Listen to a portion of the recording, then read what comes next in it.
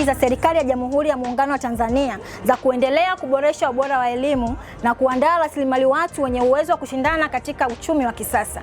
Swala la uongozi na usimamizi wa elimu limeendelea kupewa kipaumbele kikubwa. Ni katika muktadha huo ambapo Wakala wa Maendeleo ya Uongozi wa Elimu ADEM umeendelea kuwa taasisi muhimu wenye kuandaa viongozi wenye ujuzi, maarifa na maadili yanayohitajika. Karibu katika banda letu la ADEM uweze kujipatia huduma mbalimbali ikiwa ni pamoja na kuifahamu vizuri taasisi yetu ya ADEM, wadau wanaoshirikiana na ADEM, huduma zinazotolewa na taasisi yetu pamoja na wanufaika wa mafunzo yetu yanayotolewa. Tupo hapa katika viwanja vya Chinangali Park jijini Dodoma ambapo yanafanyika maadhimisho ya kitaifa ya wiki ya utumishi wa umma mwaka 2026. Karibu sana katika banda letu la ADEM. Karibu tukuhudumie, kuchochea wajibikaji jumuishi kwa huduma endelevu.